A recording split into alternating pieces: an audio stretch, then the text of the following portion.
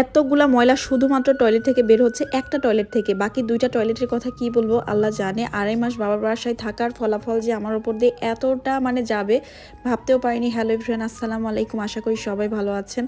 আমি কি করে ভালো থাকি বলেন। এদিকে আমার টয়লেটের এমন বেহাল দশা যে পাখি এসে পর্যন্ত বাসা করা শুরু করে দিয়েছে। ফ্লোরগুলা তো পুরো মানে পানির একটা স্পটই পড়ে গেছে। আর বেসিনটার কথা কি বলবো, এখানে যে একটু কফ থুতু ফেলবো সেটারও রুচি নাই, মানে এমন একটা ব্যাপার। আর তারপর আমার হচ্ছে কমন যে ওয়াশরুমটা, সেটার কি অবস্থা এটা আপনারা দেখেন। জাস্ট এটা দেখার পরে আমার তো এই ওয়াশরুমে যাওয়ার রুচিই নাই। আমার হাজব্যান্ড কি করে যে এই ওয়াশরুমে গেছে আল্লাহই জানে। তারপরে আবার এই দিকটা দেখেন, মানে আম্মু এই ওয়াশরুমটা বা গেস্টরা আসলে এই ওয়াশরুমটা ব্যবহার করা হয়, এইটারও অবস্থা খুব খারাপ। আমি নিজে মানে মাথা খারাপ হয়ে যাচ্ছে, কি করব। তো ভাবলাম যে পরিষ্কার তো করতে হবে। তো ফিনপিক দিয়ে এত ভালো পরিষ্কার হয় কোনো কথা ছাড়াই। আমি এখন জাস্ট ফিনপিকটা ফ্লোরে দিব, একটু হচ্ছে কোমোডে দিব, মানে এইটা সব ক্ষেত্রে বেসিনে দিলেও কোনো স্পট হবে না। অনেকগুলো দেখেছি কেমন যেন হারপিক টাইপের কি যেন থাকে, যেগুলো দিলে কেমন একটা স্পট পড়ে যায় আপনারা দেখবেন বেসিন বা কোনো কিছুতে, কিন্তু এই ফিনপিক দিলে কোথাও কোনো স্পট পড়ে না, বরং এত সুন্দরভাবে ক্লিন হয়ে যায়। আপনারা দেখেন চোখের পলকে দেখতে পারবেন। আপনারা যাতে উপকৃত হতে পারেন জাস্ট এই কারণে এই টিপসটা দেওয়া।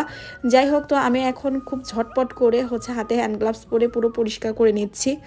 আর আরেকটা কথা বলি, আমার হাজব্যান্ড এমনি ছেলে মানুষ, তার উপরে হচ্ছে ও জাস্ট সকালবেলা অফিসে গেছে, আসছে রাতের বেলা।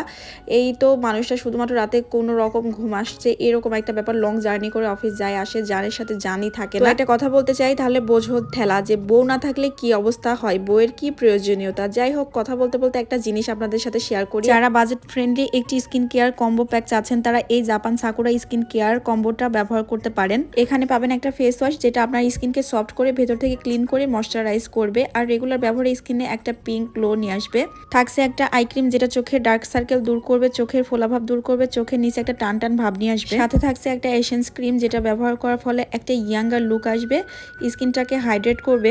আর সাথে থাকছে একটা সিরাম যেটা স্কিনকে ব্রাইট করবে, স্কিনের পোর্সগুলোকে টাইট করবে, বলিরেখা দূর করবে, স্কিনে উজ্জ্বলতা ফেরত নিয়ে আসবে এবং স্কিনে টান টান ভাব নিয়ে আসবে। সেই সাথে স্কিনের সমস্ত রকম দাগ দূর করবে। যাই হোক, কথা বলতে বলতে আবার ফেরত আসলাম। এখন টয়লেটটাকে জাস্ট ধুয়ে নেওয়ার পালা। বাকি টয়লেটগুলোর অবস্থা আপনাদের সাথে শেয়ার করব।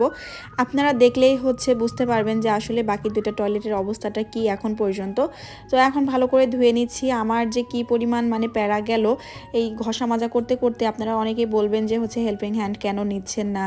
ভাই, আমি হচ্ছে নিম্ন মধ্যবিত্ত ফ্যামিলি থেকে আসছি, আমি এই সমস্ত কাজ করতেছি, তো কি হয়েছে, সমস্যা নেই, নিজের বাসার কাজ নিজে করতেছি। তবে এটা সত্যি যে আমি ছোট মেয়ে ছিলাম, বাবার বাসা থাকতে আমি কখনো কোনো দিন একটু ভাত বেড়েও খাইনি, এটা সত্যি কথা। তো যাই হোক, আমার এই টয়লেটটা পরিষ্কার হয়ে গেছে। বাকি দুইটা টয়লেটের অবস্থা আমি আপনাদের সাথে শেয়ার করব। আর পাখির বাসাটা ভাঙলাম না, কারণ এর আগে আপনারা সবাই ভিডিও দেখে বলেছেন আপু পাখির বাসাটা ভাঙার দরকার নাই।